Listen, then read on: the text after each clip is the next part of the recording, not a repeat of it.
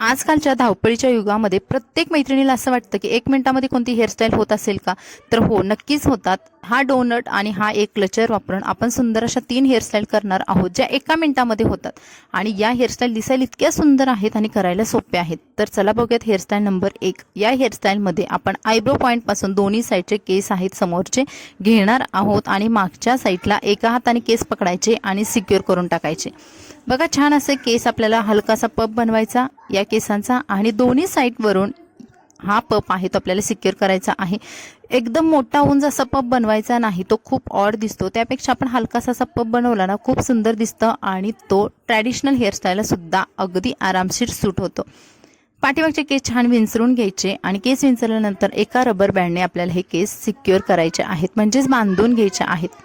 आता या हेअरस्टाईल अशा आहेत की ज्या तुम्ही लग्नाला निघालेला आहात आणि तुम्हाला हेअरस्टाईल करायची आहे, तर ती पटकन होते. सण समारंभांच्या धावपळीमध्ये सुद्धा तुम्ही अगदी आरामशीर 1 मिनिटामध्ये हेअरस्टाईल करू शकता आणि साहित्य सुद्धा कमी लागतं. त्यामुळे हेअरस्टाईल सर्वांनाच आवडतात. रबर बांधून घेतल्यानंतर खाली एका क्लचरने हेअरस्टाईल सिक्युअर करायची आणि त्याच्यावरती आपल्याला हा डोनट लावायचा आहे. बघा, क्लचरवरती डोनट लावल्यामुळे काय होतं की स्पेस वाढते आणि आपल्या जर केसांची लेंथ कमी असेल, केसांचा थिकनेस कमी असेल, म्हणजेच पातळ असतील, तरी सुद्धा ही हेअरस्टाईल अगदी मोठी आणि जाड दिसते. तर हा डोनट हालू नाही म्हणून आपण एक ते 2 पिन यू पिनने सिक्युअर केलेला आहे. आता खाली जे केस उरलेले आहेत ना, ते वरच्या दिशेने न्यायचे आणि मस्त प्रकारे इथे आपल्याला हे केस पुन्हा सिक्युअर करायचे आहेत. इथे 1 ते 2 पिन लावा, यू पिन लावा, किंवा जर तुमच्याकडे पिन्स लावायला आवडत नसतील किंवा टोचत असतील तर तुम्ही एखादा असा मोठा रबर बँड घ्या, ज्या थोडासा लूज झालेला असेल, तर तो या डोनटवरून आणि या केसांवरून लावा. तुमची हेअरस्टाईल सिक्युअर राहते, बिलकुल हालत नाहीये. आता उरलेले जे वरच्या दिशेचे केस आहेत ना, ते छान प्रकारे असे रोल करा आणि पूर्ण त्या हेअरस्टाईल भोवती रोल करून घ्या, म्हणजे त्याचा एक वेढा घालून घ्या, जेणेकरून आपले केस आहेत ना आजूबाजूचे दिसणार नाहीयेत. आणि तिथे शेवटी एका पिनने सिक्युअर करा. वरच्या दिशेने तुम्हाला असं गजरा किंवा ब्रॉच काही लावा आणि तुमची इथे हेअरस्टाईल नंबर 1 झालेली आहे, ज्यामध्ये आपण फक्त क्लचर आणि डोनट वापरलेला आहे आणि दिसायला किती सुंदर दिसते बघा.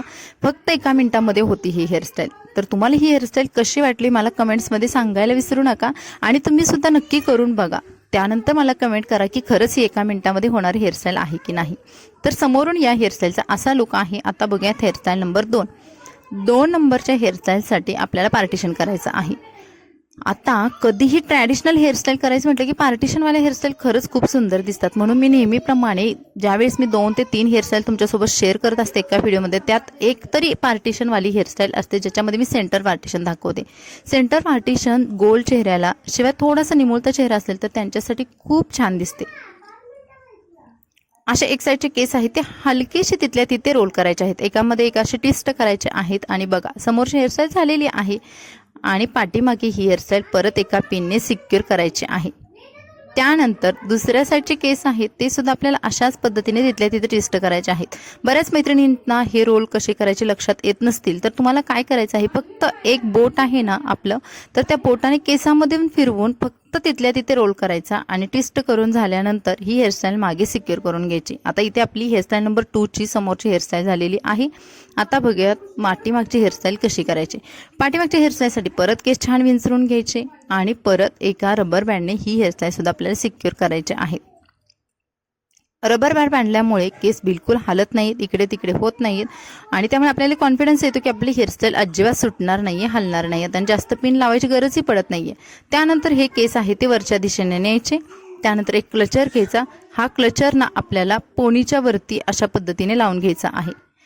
त्यानंतर त्याच्यावरती परत आपल्याला हा डोनट लावायचा आहे. इथे सुद्धा आपण तेच केलेलं आहे की जेणेकरून आपल्या केसांची जी थिकनेस आहे किंवा जाडी आहे ती जास्त दिसावी. आजकाल भरपूर मैत्रिणींचे केस गळत आहेत, त्यामुळे केस पातळ झालेले असतात आणि त्यामुळे कोणते हेअरस्टाईल पातळ केसांच्या करायच्या हेच लक्षात येत नाही. त्यावेळेस अशा तुम्हाला डोनटच्या हेअरस्टाईल नक्की उपयोगी पडतात.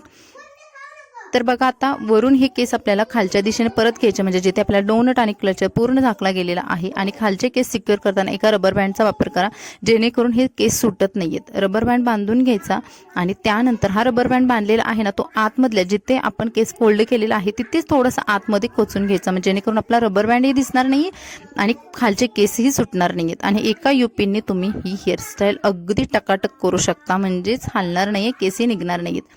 आता अशी जेव्हा आपण हेअरस्टाईल करतो त्यावेळेस तुम्हाला खालच्या दिशेने गजरा लावला तर आणखीनच छान दिसतो, आणखीनच सूट होतो. तुमच्याकडे भरपूर सारे 3-4 गजरे असतील तर तुम्ही खालच्या दिशेनेच लावा, ते अजून युनिक दिसतात.